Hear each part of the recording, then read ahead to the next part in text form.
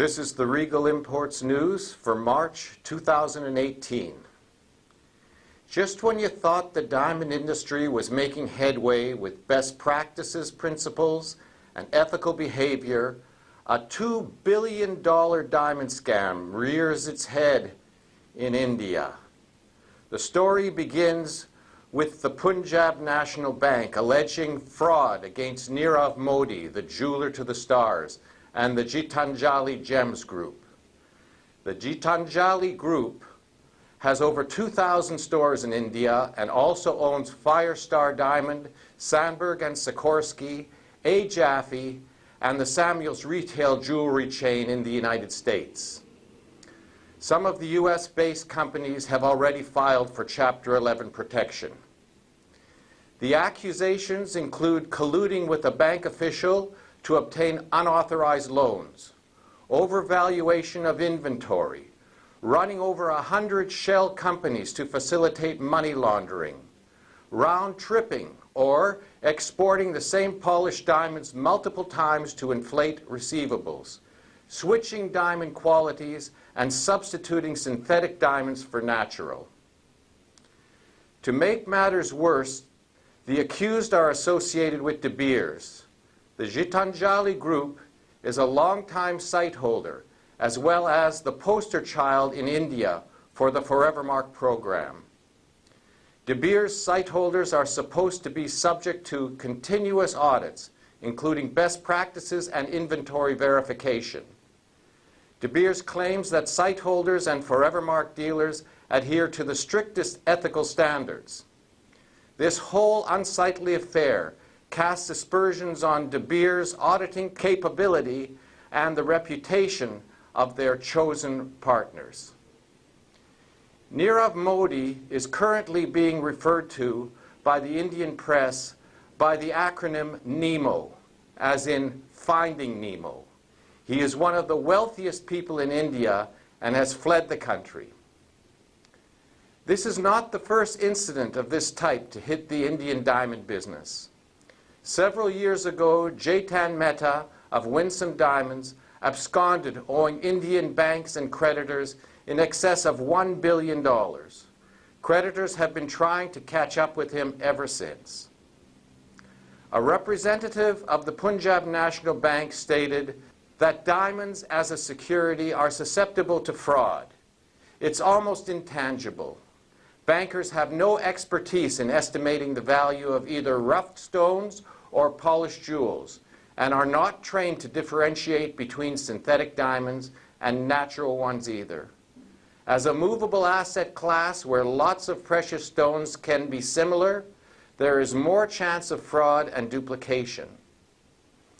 The diamond industry has already lost credit facilities in most of the major cutting and distribution centers. Banks are quite rightly afraid to loan money against diamond assets. Fraud and the diamond industry's loss of banking facilities lead nicely into the introduction of a new cryptocurrency backed by diamonds from the Israeli Diamond Exchange. My comment about a cryptocurrency backed by diamonds is, if banks are unable to substantiate the value of diamonds they hold as collateral, how can speculators bank on a cryptocurrency backed by diamonds? There are just too many subjective elements and too many hands in the pot. Diamond-related schemes are all tailored to the interests of diamond producers and not to the needs of investors. Paul Zeminski explains that real investment diamonds have no relation to regular commercial diamonds. They are usually valued in the millions of dollars. He goes on to say, in general, gold, stocks, bonds, or real estate have historically been a better choice for an inflation hedge or store of wealth. Eden Golan asked two very pertinent questions concerning importing and exporting diamonds. Number one, why does the United States import 8 times the amount of polished diamonds than it consumes? Number two, how can the United States which has no real diamond mining industry, export more rough diamonds than it imports.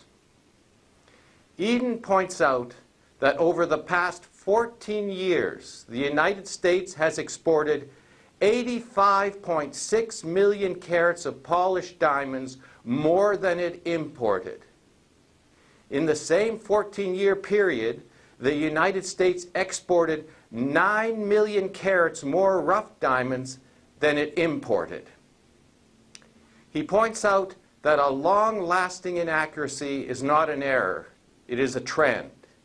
He concludes by noting that U.S. diamond import and export figures are tracked by several different credible government agencies, and that these inconsistencies are very troubling. In 2017, Israel's polished diamond exports declined by 4%, and polished imports fell by 11%. Israel has been losing market share for years. We know that banks are weary of lending money against diamonds, so the Israeli government has stepped up and guaranteed $284 million in diamond industry loans. The fact that the government has stepped in where bankers fear to tread is hardly a sign of strength.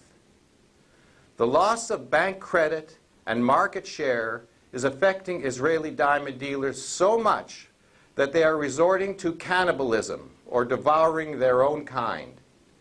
Israel is a world leader in science and technology, and the government is supplying tech experts with the hope that they will assist the members of the Israeli Diamond Exchange to kill and eat downstream wholesalers and retailers. The Diamond Exchange has already liaised with Alibaba and James Allen and has built a tech center to assist 150 local manufacturers in setting up virtual diamond and jewelry stores. The president of the Israeli Diamond Exchange, Yoren Devash, addressed his membership saying, "You don't need expansion or offices or to fly over. You have hundreds of millions of potential customers." On a positive note, polished diamond prices rose in January and February.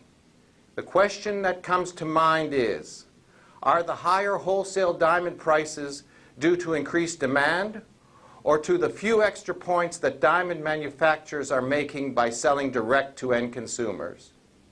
There is one thing for sure, and that is manufacturers selling direct to consumers is eroding the value and luxury attributes of diamonds at the retail level.